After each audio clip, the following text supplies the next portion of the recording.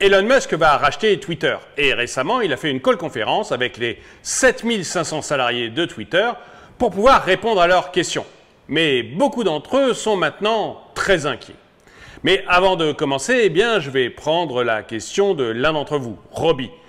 Robbie n'est de chaude, il n'en peut plus de la canicule et il me dit que c'est absolument insupportable. Robbie, te plains pas, il pourrait neiger. T'imagines comme ce serait crevant de déneiger par cette chaleur?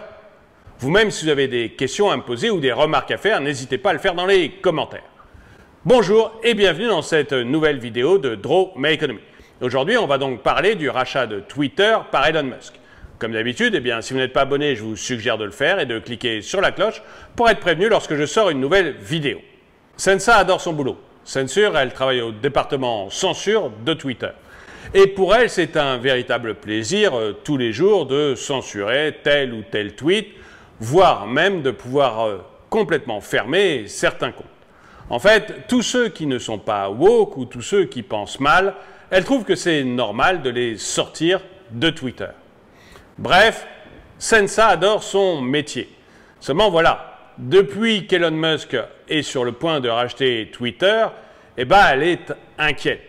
Elle est inquiète parce que Elon Musk dit régulièrement que sa volonté, c'est de rétablir la liberté d'expression sur Twitter. Et pour répondre à son inquiétude, eh bien, Elon Musk a organisé une réunion avec l'ensemble de ses salariés. Une call conférence avec 7500 salariés de Twitter. Pendant cette réunion, Elon Musk a abordé tous les sujets. D'abord, sa vision de Twitter. Pour lui, il faut que Twitter atteigne rapidement 1 milliard d'utilisateurs. Aujourd'hui, Twitter, c'est 220 millions d'utilisateurs. Donc l'objectif est vraiment un objectif extrêmement ambitieux. Mais si Elon Musk veut augmenter le nombre d'abonnés actifs, c'est aussi parce qu'il a des ambitions en termes de rentabilité. Aujourd'hui, selon Elon Musk, la plateforme, elle coûte plus cher que ce qu'elle rapporte, ce qui, évidemment, sur le long terme, n'est pas génial. Du coup, il aimerait rendre cette plateforme moins ennuyeuse, c'est ses propres termes. Et il veut donc se rapprocher de plateformes comme TikTok ou WeChat, ou encore d'une autre plateforme comme Lydia, sur laquelle vous pouvez échanger de l'argent entre vous. Bref, il a une vision sur des transformations majeures de Twitter qui ira peut-être vers un peu plus de vidéos. Mais ce qui intéressait le plus Sensa dans cette call conférence d'Elon Musk avec ses salariés, c'est la vision politique qu'Elon Musk avait de Twitter. Pour Elon Musk, aujourd'hui, Twitter est plutôt à gauche, et je suis assez d'accord avec lui. Et il souhaite que Twitter devienne beaucoup plus neutre, qu'elle ne s'engage pas politiquement. Même chose, pour l'instant, le bureau de Sensa était chargé de stopper tout ce qui était harcèlement ou haine en ligne ou encore fausses informations. Mais là encore, les limites sont assez floues. Qu'est-ce qu'une fausse information? On a vu qu'il y a encore quelques mois, on disait que par exemple le Covid-19 ne pouvait pas venir d'un laboratoire chinois. C'était une fausse information. Et maintenant, l'OMS pense que c'est tout à fait plausible. Du coup, qu'est-ce qu'une fausse information? Et qu'est-ce qu'un harcèlement? Qu'est-ce qu'un propos haineux? Les propos haineux, ça a permis à Sensa d'éliminer Donald Trump de Twitter. Et elle en est d'ailleurs extrêmement fière.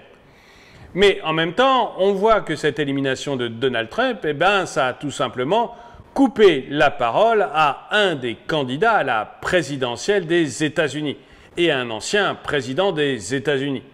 Donc ça donne un pouvoir beaucoup trop fort à Twitter. Et ce que veut Elon Musk, c'est qu'on arrête de censurer les messages. Qu'en fait, la seule censure qui existe, c'est la loi de chaque pays. Et là, si je suis assez d'accord avec lui, ça énerve beaucoup Sensa, qui se dit qu'avec des propos comme ça, on risque un jour de voir Donald Trump revenir sur Twitter. Et on voit qu'il y a un véritable problème entre la culture de Twitter et celle d'Elon Musk.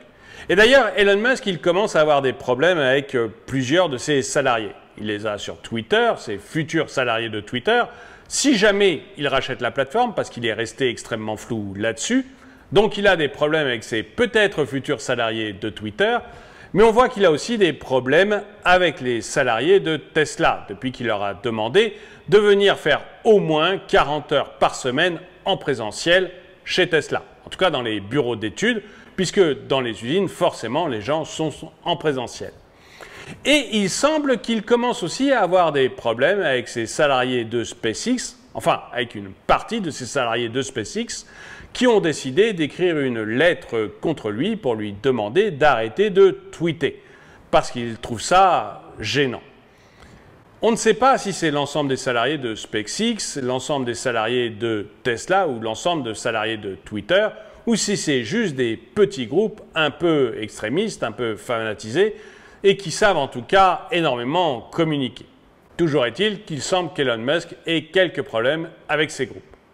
Et j'aimerais bien savoir, vous, votre avis sur Twitter. Est-ce que vous pensez qu'Elon Musk a raison et que la censure ne doit s'appliquer qu'en fonction de la loi de chaque pays?